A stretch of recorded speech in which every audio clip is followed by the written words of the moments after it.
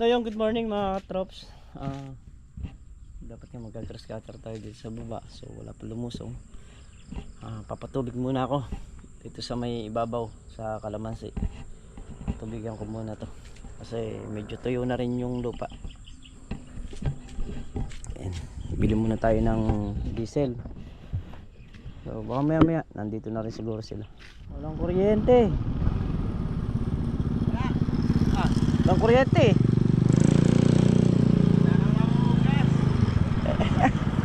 Aray ka. Ako nga magkapatubig ako eh.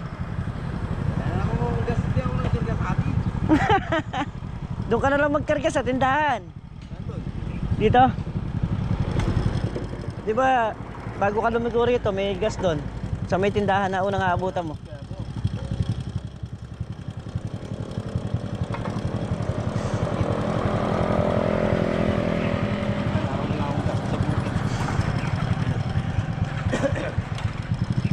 Walang kuryente.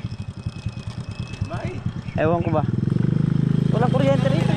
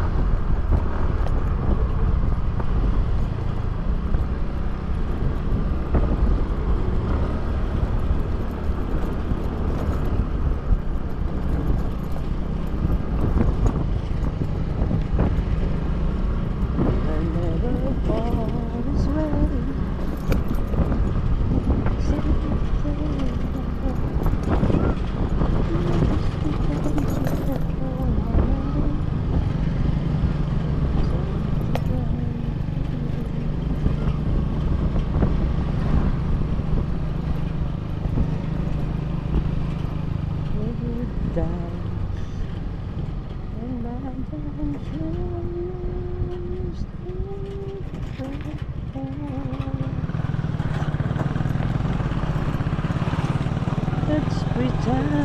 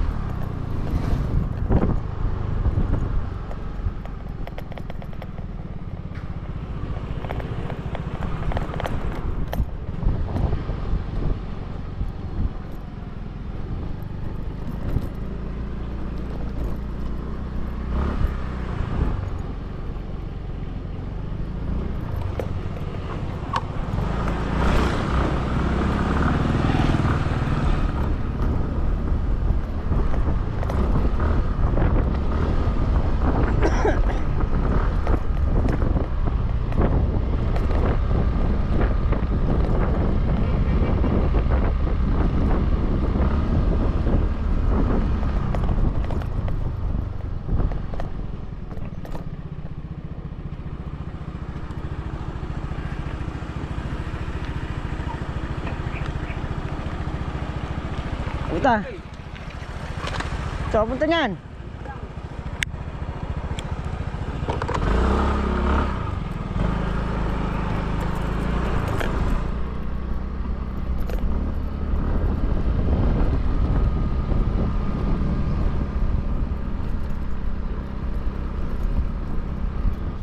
So yun mga katops, nakapagpa-andar na tayo at inumpisahan na nga natin dyan. Ayan. Ayan na. I-start na tayo dyan mga katops.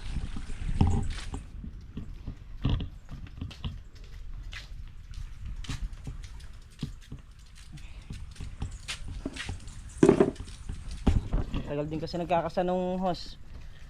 Saka hindi natin alam kung saan tayo lulugar kasi usapan namin sila sa kalamansi, ako sa gulay. So gaya niyan, kailangan patubigan ng kalamansi, tayo pa rin ng kikilos. Wala eh, pag di natin kinilusan to, walang mapapala.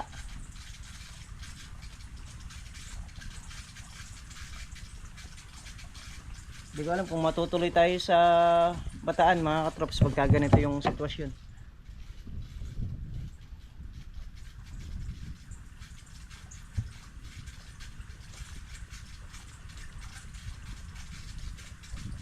Pwede naman din kasi sila magsabi sa akin kung halimbawa ayaw na nila, so go. Hindi naman ako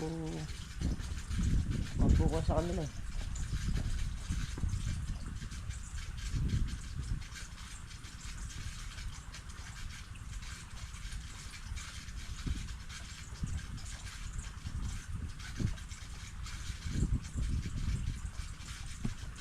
So mga traps, apat na dahis na tayo, pang 5 na itong ililipat natin. Ayan.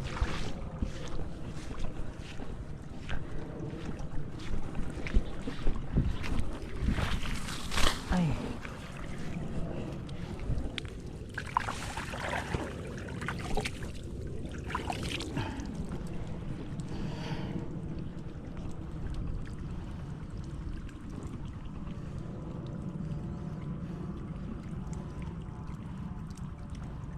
Tapusin natin dito bago natin salubungin doon.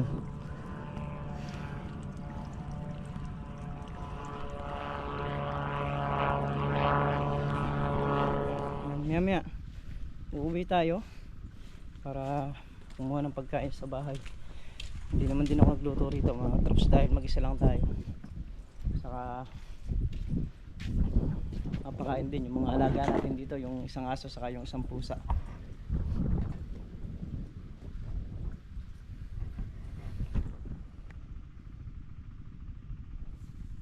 Makaka-siyam na dahis na tayo mga katrops. Ito, tatapusin ko lang to.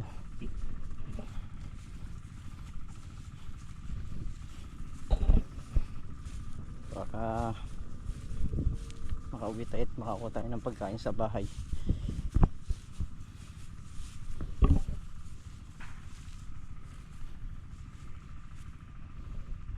Mula kasi ron hanggang dito lang yan.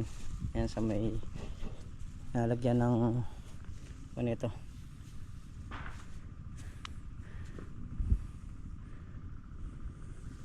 diretso yan hanggang yun. Pag ganun nakukuha nung nandun, kasi pagka dito natin inumpisahan hindi niya maaakyat yung dulo, hirap. Kahit anong gawin nating kwan, hihirapang umakyat. Kaya naman pinagsasalubong na lang natin. Doon ko muna inuumpisahan, tapos dudugtong ko lang yung hose papunta ron.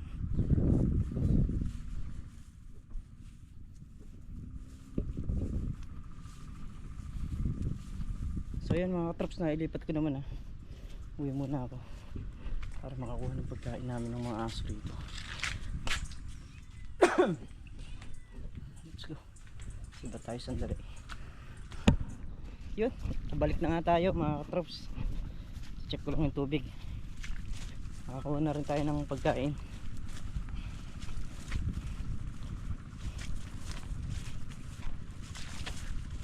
Sigurado namang sadyat na to dahil nakauwi na nga tayo ng bahay. Pari, Naka-ready na rin naman yung pagkain natin doon. Tumawag ako kay Commander para nga pagdating ko ron babalik din tayo kagad.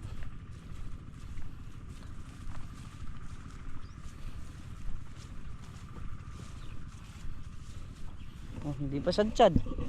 Ayun pa lang yung tubig. Ano pa, tagatlong puno pa mga katrops bago sumadsad. Diba, saglit lang tayo, hindi man sumadsad yung dayos. Sasadsarin ko na muna to bago kumain para kaya natin kumain nun, maglilipat ulit tayo. Malapit na lang naman to, yung dayos na lang to.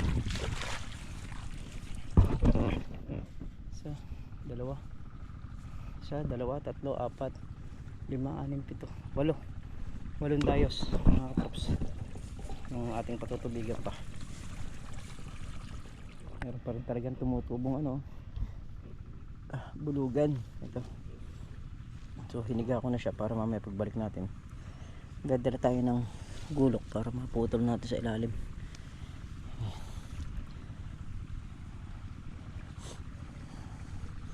Bulugan talagang hindi po natin maiiwasan yan sa kalamansi. Gawa nung yan po yung puno, tawag po nila dyan kalamandarin, yung pinagdudugtungan ng puno ng kalamansi. Ilan dayos na lang to mga katrops? 2, 4, 5, 5 dayos na lang to pag sumadsad dyan.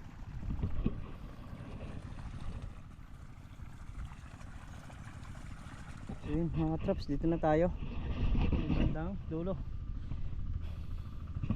Ano yung tubig natin, nandaan ko na sa paligid dito sa may duluhan para yung mga bunga ng kalamansi maglakihan na.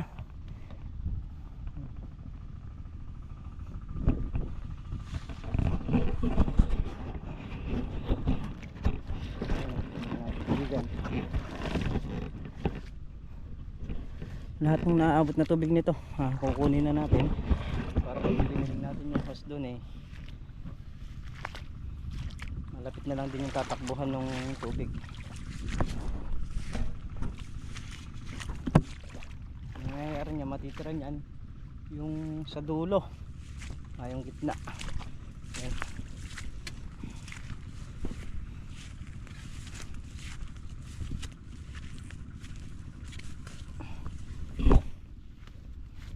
Tubigan muna natin yung makina para hindi nag-iinit yung radiator. Mula kanina pang-4 na beses na nating magtutubig ng radiator para papalitan yung tubig niya, hindi nag-iinit.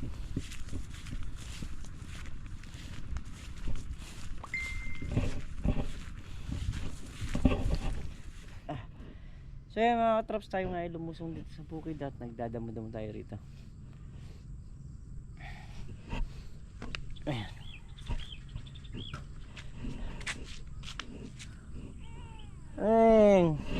Neng pusa rito mga katrops, saka yung aso na kasama natin. So, ngayong araw tayo ulit solo natin to ang bukid.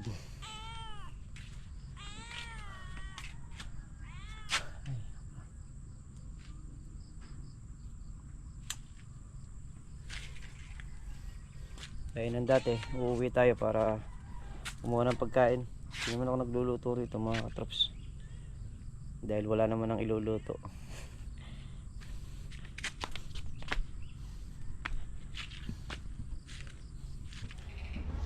So yun mga katrops, huminto nga kami rito sa may guagua at ayun, kain muna kami. Ito yung mga kasama natin gagawa dun siyempre dito si Sir Boyet. Ayan. Kain muna kami. Ginutom si Sir Boyet ang kami lang, sasadsyad na kami talaga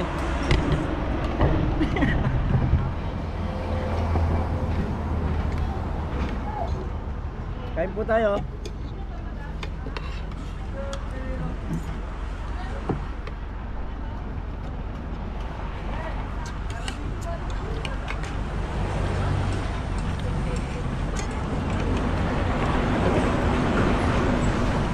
Matamis pala to. Matamis. Baka. Ito? Yan, nasa vlog ko yun eh. Lintik. Ay, hindi, nakita ko yung sa mall eh. Yung, ano yung binili nyo nun? Hindi yan. Na-vlog mo red. Ayan, favorite kinakainan ni Sir Boy ito ah.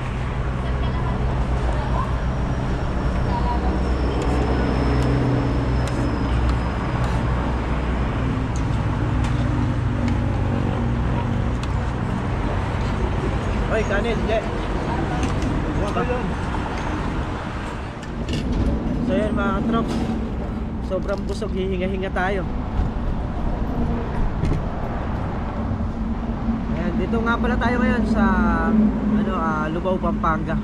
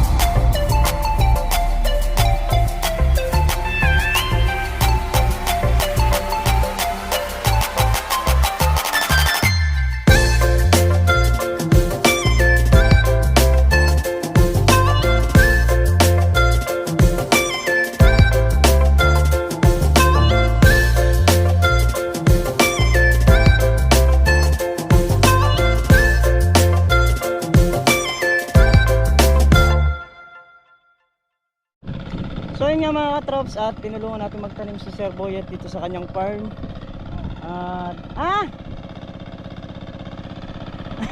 At kumain muna. Ito, naka 8 dayos na tayo. So bali kada dayos niyan dalawa, magkabilaan pero hindi magkatapat yung sili.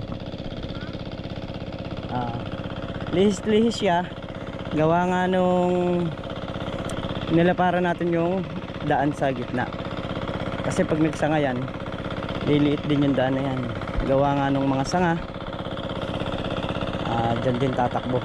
Pero pag yan natuyo, o baka bukas ng maga, bubudbura natin ng pataba yung magkabilang gilid na yan, tapos tatambo na natin para maiwasan natin yung pagpapataba ng mas maaga sa kanya. Kumbaga sa ano, may pabaon na siya. Sa tubig naman, ayan o, walang problema. Eto, tatamnan din ng sili yan. So ang balak na Sir Boy, tamnan niya ng ampalaya yun. Pero hindi natin alam kung matutulungan natin siya. Sabi ko nga sa kanya, nahihiya lang din ako na hindi ko puntahan talaga. Dahil nga mga solid na viewers natin to, nakatulong sa atin mga katrops. Kaya nga tatanaw ka rin ng utang na loob, hindi puro ikaw yung papaboran. Kailangan marunong ka rin pumabor sa kapwa mo. Kaya yan, gusto niya makapagtanim. So sabi ko isang araw iseset natin yung talagang free tayo, yung wala tayong gawa sa bukid. Kasi sa bukid mga katrops, sa Lin Farm, although hindi pa naman ganun ka pitasin yung mga bunga ng kalamansi, puro patubig pa lang yung ginagawa namin. So kahapon nga nayaring patubigan yon, kaya nabiyahe kami, gabi na. So ngayon andun sila paring Carlo, nakabilin naman sa kanila yon. Siya muna raw doon, siya muna magbabantay.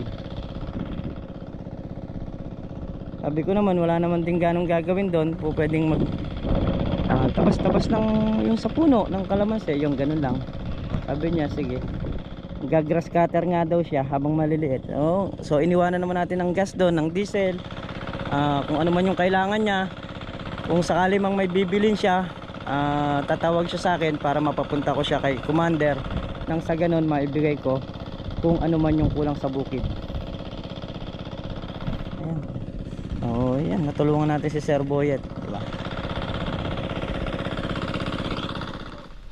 So yun mga katrap, sa totoo lang, mula kanina nung kumain kami, busog pa ako.